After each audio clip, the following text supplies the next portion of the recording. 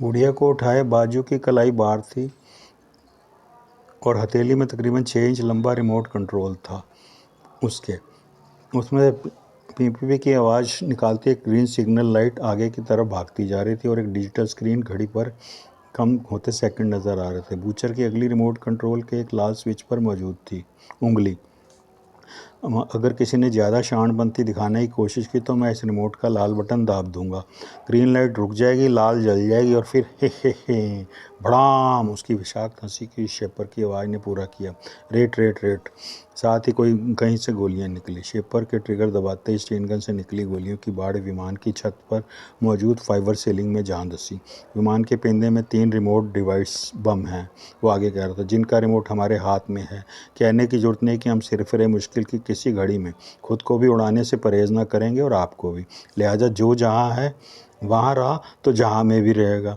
ऊपर की सांस ऊपर, नीचे की सांस नीचे। अंडरस्टैंड? पूचर ने इस अजीबोगरीब चेतावनी के साय में एक यात्री पर निगाह दौड़ाई। हाँ तो नीला डार्लिंग, तुम कुछ पूछ रही थी। शेपर मेरी तरफ बढ़ता बोला। तुमने मधु को मार गिराया? मेरे पास पहुंचा वो। मधु? कौन मधु? Excuse me please. शेपर मेरी बगल से रास्ता मांगता आगे निकला। वो जो बाथरूम में बंद थी। मैं उसकी पीठ पर मुड़ी।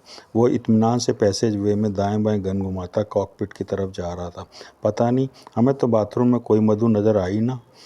तुमने भेजी थी हमारे चाटने के लिए? वो हंसता हुआ मुड़ा। साथ ही उसने एक हाथ अपनी छाती पर रखा। तुम बाथरूम से कैसे निकले? दरवाज़ा तो बाहर से लॉक था। नहीं तो? तुम्हें ज़रूर कोई गलतफहमी लगी है। शेपर हंसा। साथ ही उसने अपनी आंखें कॉकपिट डोर पर डाली। एक 6 इंच की विंडो पर टिका दी। वहाँ से वो कॉकपिट के भीतर का नज़ारा देख सकता था। इधर मैं अपनी तस्दीक के लिए मुड़ी और दूर खड़ी चित्रा से इशारे में पूछा कि क्या हुआ वहाँ पे बाथरूम के बाहर। चित्रा ने पहले मुंह बिचकाया और दोनों कंधे झटके, फिर हथेलियाँ घुमा दी कि मुझे पता ही नहीं लगा, वहाँ तो कोई आया ही नहीं, कोई वहाँ से निकला ही नहीं। मैं समझ गई कि उसने वही किया था जो मैंने कहा था, मगर ये दोनों मुँह कहाँ से आ टपके इस बाबत उसे कुछ नहीं पता। मेरी इस इशारेबाजी को बुढ़िया उठाए बूचर ने देखा और मुस्कुराया। फिर धीरे से ऑटोमेटिक आरी के आगे पीछे होते फल को बुढ़िया की गर्दन की तरफ ले गया। नहीं, मैं चीखी, मर जाएगी बेचारी। फूं फूं फूं। अगले ही पल बूचर हवा में उड़ते बुढ़िया के बालों को फूंक मार मार कर उड़ा रहा था। असल में वो आरी उसने बुढ़िया के बालों से मात्र छुआई ही थी कि बाल कटकर हवा में उड़ने लहराने लगे। तत्काल उसने आरी का फल पीछे खींच लिया। कटिंग कर रहा था बेचारी की। मैंने सुना है आपके यहाँ मुर्दे का संस्कार करने से पहले उसके बाल काटे जाते हैं। वो दूर तंजी ऐसा मुंडन किया जाता है। हरामजादे, हमारे यहाँ बाल मुर्दे के नहीं बल्कि उसका संस्कार करने वाले के काटे जाते हैं। तूने इस निरही अबला के बाल काट कर जाहिर कर दिया कि तू अपना मुर्दा इसी बुढ़िया के हाथों नहलवाएगा और बाद में जलवाएगा, और संस्कार भी इसी के हाथों ही होगा तेरा। मैंने दांत चबाकर उसे तर्क से संतुष्टि दी। यह तय था कि बूचर के वेश में वो जो कोई भी था, मगर धर्म से हिंदू नहीं था। खामोश। मेरे जवाब पर वो तत्तिल मिला गया। थू। मैंने फर्श पर फर्जी तौर पर थूकते हुए मुंह फेर लिया।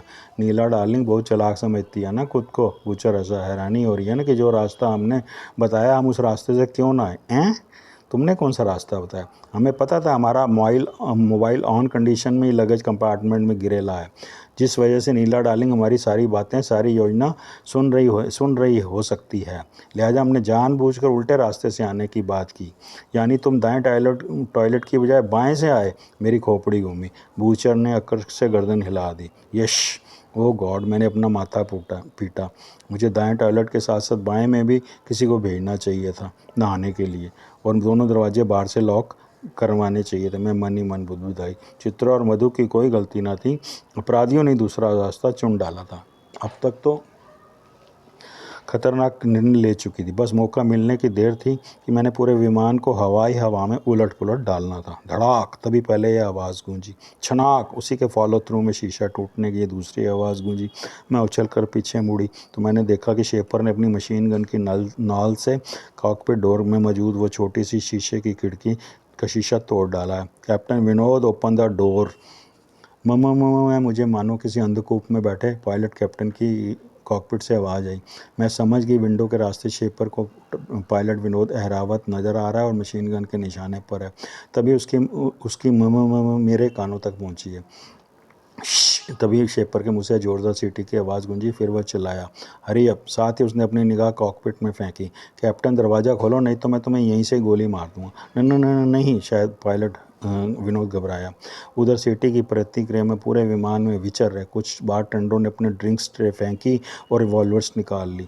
फिर हर किसी ने किसी न किसी को सीट से उठाया और अपना हॉस्टेज बना लिया। पूरे विमान में चीखो पुकार मच गई।